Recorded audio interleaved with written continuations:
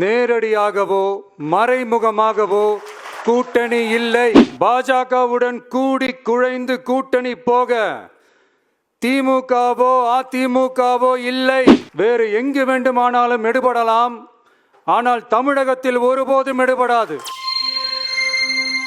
கொள்கை எதிரிகள் மற்றும் பிளவுவாத சக்திகளுடன் என்றைக்கும் நேரடியாகவோ மறைமுகமாகவோ கூட்டணி இல்லை.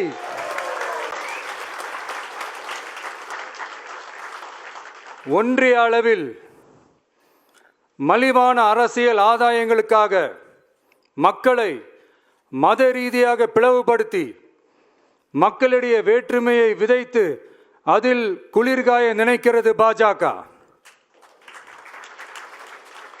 அவர்களின் இந்த விஷமத்தனமான வேலைகள் வேறு எங்கு வேண்டுமானாலும் எடுபடலாம், ஆனால் தமிழகத்தில் ஒருபோதும் எடுபடாது.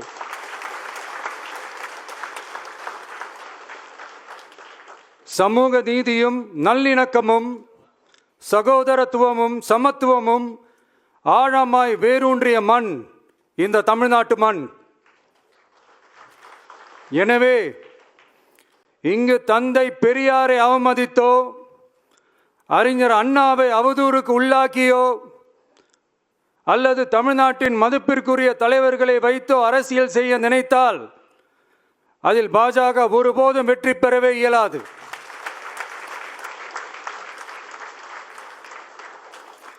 சுயநல அரசியல் லாபங்களுக்காக பாஜகவுடன் கூடி குழைந்து கூட்டணி போக திமுகவோ அதிமுகவோ இல்லை.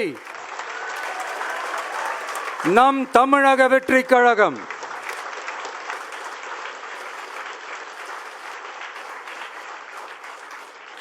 கொள்கை எதிரிகள் மற்றும் பிளவுவாத சக்திகளுடன் என்றைக்கும் நேரடியாகவோ மறைமுகமாகவோ கூட்டணி இல்லை என்பதில் தமிழக வெற்றி கழகம் மிக உறுதியாக இருக்கிறது.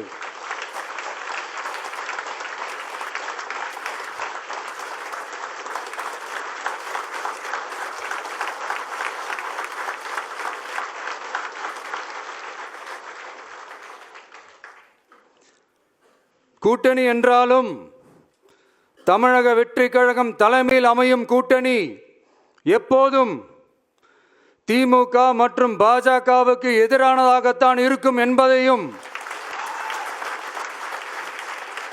அதில் சமரசம் என்ற பேச்சுக்கே இடமில்லை என்பதையும்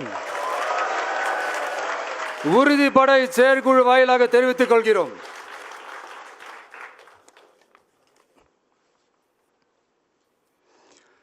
இது இறுதியான தீர்மானம் மட்டுமல்ல, உறுதியான தீர்மானம்.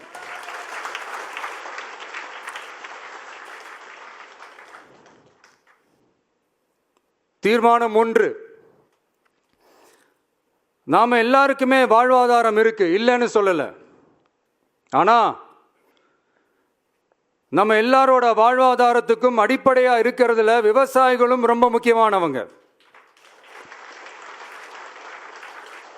அப்படிப்பட்ட நம்ம விவசாயிகளுக்காக அவங்க கூட நிற்க வேண்டியது நம்ம கடமை. அந்த கடமையை நாம சரியா செஞ்சே ஆகணும். கண்டிப்பா நாம விவசாயிகள் பக்கம் எப்பவும் நிற்போம் நிற்போம் நிற்போம், நின்னே தீருவோம். பரந்தூர் விமான நிலைய பிரச்சனை தொடர்பா தமிழ்நாடு முதலமைச்சர் மாண்புமிகு திரு மு.க. ஸ்டாலின் அவர்களுக்கு ஒரு கடிதம் எழுதியிருக்கிறோம். அதை நான் இங்க கொஞ்சம் படிச்சு காட்டுறேன். மாண்புமிகு தமிழ்நாடு முதலமைச்சர் அவர்களுக்கு வணக்கம். பரந்தூர் பகுதியில் விவசாய நிலங்களை அழிச்சிட்டு புது ஏர்போர்ட் கட்டுறதுக்கு எதிர்ப்பு தெரிவிச்சு அந்த பகுதியில் இருக்கிற பொதுமக்களும் விவசாயிகளும் வருஷ கணக்காக போராடிக்கிட்டு இருக்கிறாங்க.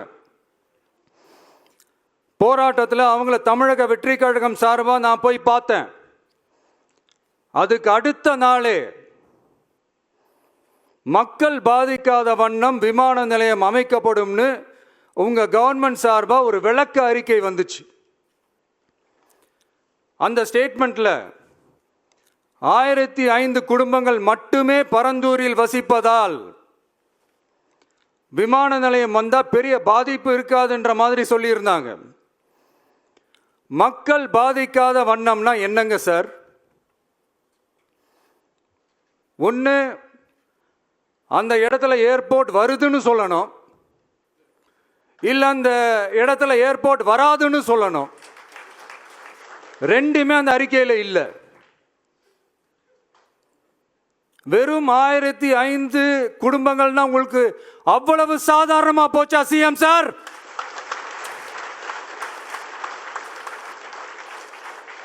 $15,000 மக்கள், அந்த மக்களும் நம்ம மக்கள் தானே. ஏன் அந்த அக்கறையோ அந்த மனிதாபிமானமோ உங்ககிட்ட இல்ல? எதிர்கட்சியா இருந்தா மட்டும்தான் மக்கள் மேல உங்களுக்கு அக்கறை இருக்குமா?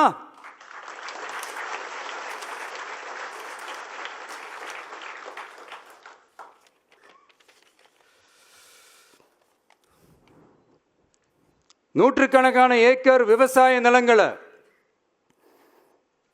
மிகப்பெரிய நீர்நிலைகளை, ஆயிரக்கணக்கான வீடுகளை, அவங்களோட வாழ்வாதாரத்தை அழிச்சிட்டு அந்த இடத்துல தான் ஏர்போர்ட் கட்டியே ஆகணும்னு என்ன சார் அவசியம் இருக்கு?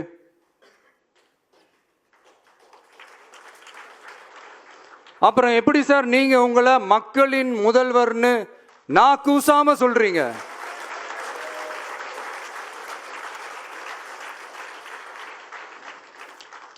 இதுல வேற உங்களுக்கும் இந்த பரந்தூர் ஏர்போர்ட் கட்டுற பிரச்சனைக்கும் சம்பந்தமே இல்லாத மாதிரி வேற காட்டிக்கிறீங்க. ஆனா ஏர்போர்ட்டுக்காக பரந்தூரை பரிந்துரை செஞ்சது உங்க கவர்மெண்ட் தான் ஒன்றிய விமான போக்குவரத்து துறை அமைச்சர் சில மாதங்களுக்கு முன்னாடி சென்னை வந்திருந்தப்போ சொன்னார். அதுக்கும் உங்ககிட்ட இருந்த எந்த பதிலும் இல்லை. இந்த சூழ்நிலையில் பரந்தூர் விமான நிலைய பணிகளுக்காக விவசாய நிலங்களை கையகப்படுத்த கடந்த 25/6/2025 அன்னைக்கு உங்க கவர்மெண்ட் தான் அரசாணை பிறப்பிச்சிருக்கு.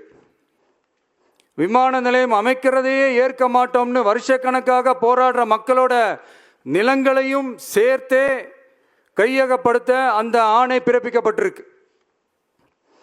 விவசாயிகளோட கண்ணீரை துடைக்க வேண்டிய தமிழ்நாடு அரசு அவங்களோட கண்ணில் குத்துறதாகவே இருக்கு இந்த ஜீவோ.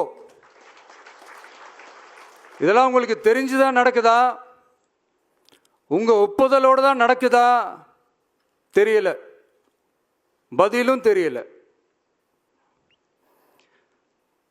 பரந்தூர் மக்களை இது வரைக்கும் நீங்க ஏன் சந்திக்கலன்னு கேட்டா அதுக்கும் பதில் இல்லை.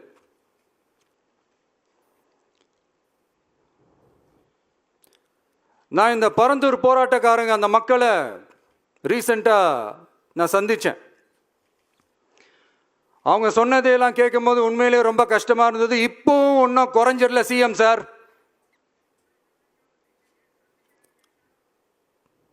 சாதி மதம் கடந்து தங்களோட குடியிருப்புகளை, விவசாய பூமியை, வாழ்வாதாரத்தை, நீர்நிலைகளை காப்பாற்ற ஒன்னா நின்று போராடிக்கிட்டு இருக்கிற பரந்தூர் பகுதி விவசாய பெருங்குடி மக்களை தயவு செஞ்சு நீங்க நேர்ல சந்திச்சு பேசுங்க.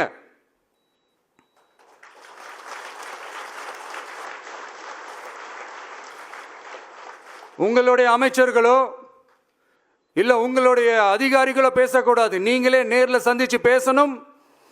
அந்த இடத்துல விமான நிலையம் வராதுன்ற உத்தரவாதத்தை அவங்களுக்கு நீங்க கொடுக்கணும்.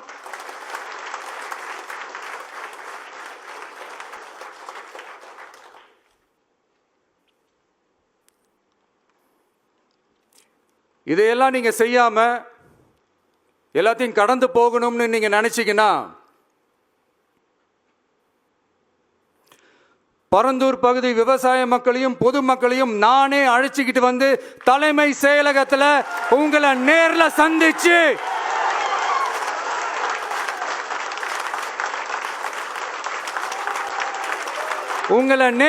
சந்திச்சு முறையிடுற நிலைமை உண்டாகும். அப்படி ஒரு சூழலை நீங்க உருவாக்க மாட்டீங்கன்னு நான் நம்புறேன். அதையும் மீறி அப்படி ஒரு சூழல் வந்துச்சுன்னா நான் ஃபேஸ் பண்ண தயாரா இருக்கேன். தயாரா இருக்கேன்.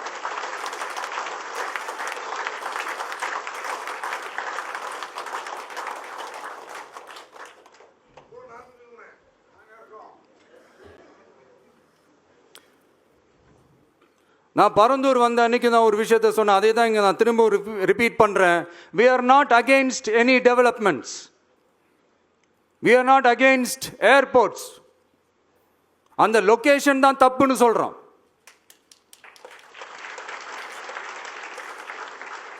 இதை நாங்கள் மட்டும் சொல்லலை, ஏவியேஷன் சேஃப்டி எக்ஸ்பர்ட்ஸ் மென்ஷன் பண்ணியிருக்கிறாங்க. that place is not fit for airport. Pilots அங்கே ஏர்கிராஃப்டை லேண்ட் பண்ணுறதுக்கு they might face a lot of problemsன்றது கூட அதில் மென்ஷன் பண்ணியிருக்கிறாங்க. அது மட்டும் இல்லை, அந்த வாட்டர் பாடிஸை அழிச்சு அதுக்கு மேலே ஏர்போர்ட், அந்த பில்டிங்ஸ், அந்த ரன்வேஸ் இதெல்லாம் வந்ததுக்கு அப்புறம் ஒரு மழைக்காலமோ இல்லை ஒரு floods டைம்லையோ the whole Chennai city will be flooded. இதையும் அதில் மென்ஷன் பண்ணியிருக்கிறாங்க.